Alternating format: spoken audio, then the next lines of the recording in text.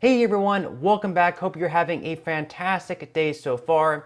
So we have big news in today's video as it looks like Social Security beneficiaries should be receiving an increase of right around $600.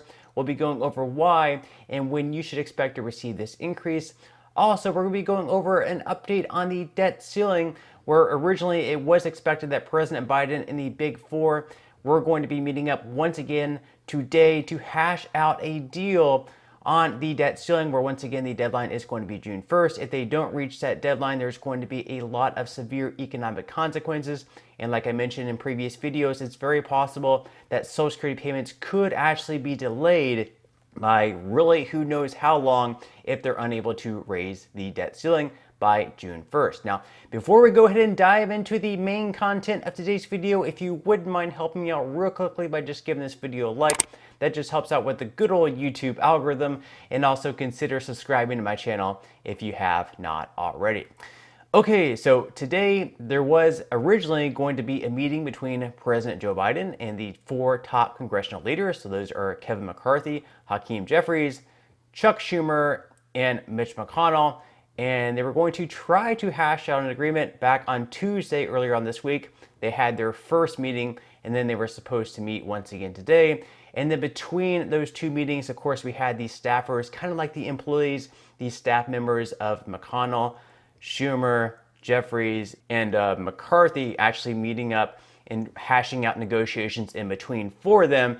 And then once again today, they were going to be meeting up the top four and Biden. But actually, for whatever reason, and we're going to find out real soon here, they actually ended up postponing the meeting. So Biden and the top four congressional leaders are not going to be meeting up today, and instead their staffers are once again going to be meeting up. So according to NPR, as debt ceiling talks progress, Biden and lawmakers are postponing their meeting. So President Biden will not meet with congressional leaders Friday to discuss the debt ceiling as planned, according to House Speaker Kevin McCarthy's office. Biden was set to meet McCarthy, Senate Minority Leader Mitch McConnell, House Democratic Leader Hakeem Jeffries, and Senate Majority Leader Chuck Schumer at the White House to continue talks on lifting the nation's debt limit, which expires as soon as early June. And meeting on Tuesday ended with no resolution. McCarthy's office said Friday that he, Biden, and the other leaders agreed that their staffs should continue to meet. A source familiar with the meeting told NPR that Biden and congressional leaders postponed their gathering because they did not want to interrupt the progress that was being made. The source said this is a positive development. Meetings are progressing, staff has continued to meet, and it wasn't the right moment to bring it back to the principals. McCarthy told reporters he expected another meeting with the president and congressional leaders next week. So apparently the whole reason for them postponing this meeting is they felt that the progress being made in negotiations with their staff members, basically their employees that were hired on, were going a whole lot better than the actual, senators and representatives and the president. Apparently the meeting on Tuesday didn't go too well. Maybe they were too hard-headed and wanted pretty much their way or the highway.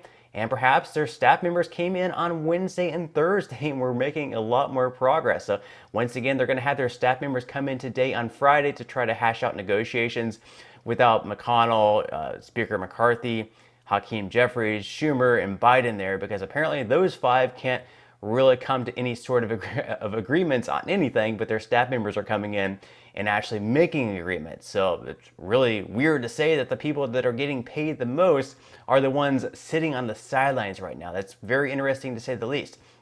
Now, these are the things that are currently being negotiated. So these are what could be on the table for spending cuts. So the first thing here, according to NPR, is a provision to speed permitting of energy projects, also adding stricter work requirements for recipients of safety net programs like food stamps. So they might have a requirement of anywhere between 20 to 30 hours for able-bodied adults.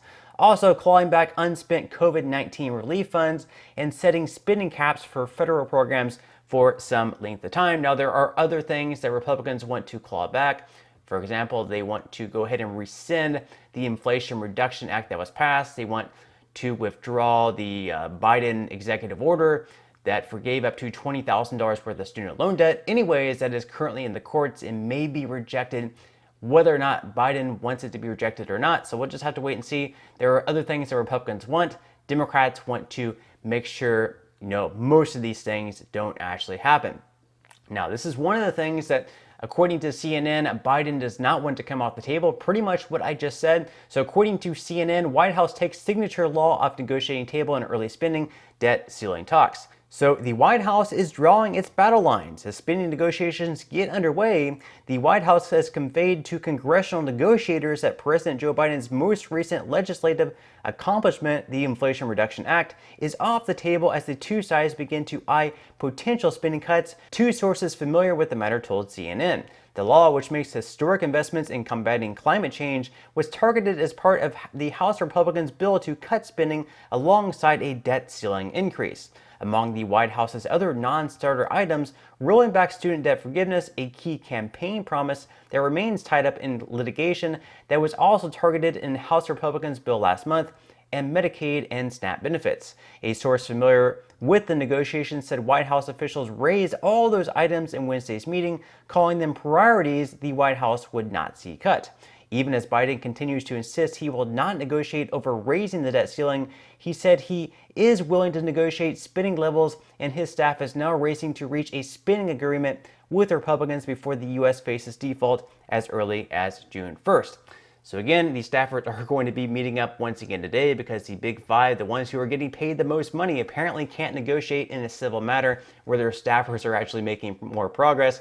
Now, McCarthy says that he is expecting to meet up once again with everyone at some point next week. So we will see if these staffers can make more progress next week. And McCarthy also said that they need to come to an agreement next week in order to have the time to write the bill and have it pass through both the House, the Senate, and reach the president's desk for his signature by their June 1st deadline. Now, again, this is extremely important because if we are unable to raise the debt ceiling by June 1st and we default on our debts, not only is that going to have severe economic consequences for our country, where we could have the stock market plunge by, let's say, like 20%. If you have a 401k, any type of retirement savings, you could lose a lot of that money if they're unable to do this. If you receive Social Security payments, these could be delayed by a day or two, possibly a week, maybe more. This is unfamiliar territory. And apparently there's going to be around 2.5 million jobs lost. There's going to be a huge reduction in the GDP. So this is something that we definitely do not want to happen. Republicans and Democrats definitely need to come together here and reach some sort of deal. Now, speaking of Social Security, of course, we had the recent inflation numbers given out. And of course, according to the Senior Citizens League, they also had their new projection for the 2024 cost of living adjustment. Now, if we take their numbers of 3.1%, it looks like if you receive Social Security, you're going to receive an increase of right around $600, possibly more, possibly less on average, depending on what you're receiving right now. So according to CNBC, Social Security cost of living adjustment could be 3.1% for 2024, according to early estimate. So new government data shows inflation is cooling, and that means Social Security beneficiaries will likely see a lower cost of living adjustment next year. The Social Security cost of living adjustment for 2024 could be 3.1%, according to a new estimate from the Senior Citizens League. That's well below the 8.7% increase to benefits beneficiaries saw this year, which was the highest bump in 4 decades. Now, again, this is only an estimate. 3.1% is only an estimate. It could be less, it could be more. We will just have to wait and see. The way they figure this, again, is they use the CPIW numbers for inflation. They're going to use these numbers for July, August, and September. Now, keep in mind the July numbers actually come out in August. The August numbers come out in September, and the September numbers come out in October. So we won't know the official cost of living adjustment for 2024 until some point in the middle of October. And at that point, we'll be able to take the average CPIW comparing July, August, and September from this year to last year to figure out how much the cost of living adjustment is. Now, if it does actually come out to being 3.1%, again, we can take what the average retired worker on Social Security is receiving this year, which is $1,827. If we multiply that by 3.1%, that comes up to $1,884 when you round up, which would be a $57 monthly increase. If we take $57 over 1 year, that comes out to $684. So a $684 increase for Social Security beneficiaries if you receive $1,827 per month right now.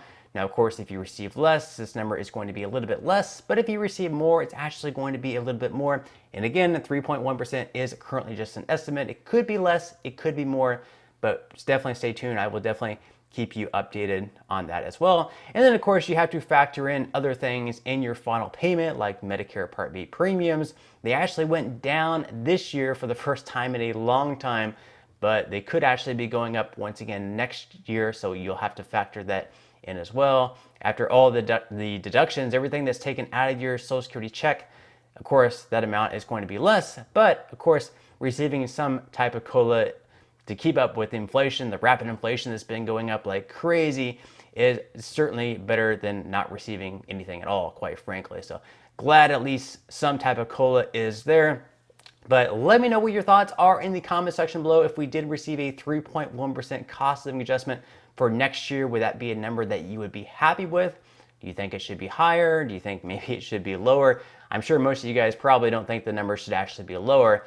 But what type of COLA do you think that you would have to receive for next year to actually be happy with the amount that you're receiving? And then of course we have other bills still on the table by Bernie Sanders, which could result in like a $200 per month increase if that were to pass. Right now it is pretty unlikely considering the Republicans have the House and that bill doesn't really have a lot of support from Republicans. But let me know what your thoughts are in the comment section below. Definitely happy to read them. But that's all the news that we have for today's video. I definitely hope that you enjoyed. If you did, again, I would greatly appreciate if you could give this video a like. Consider subscribing to my channel if you have not already. And I will see you in the next video.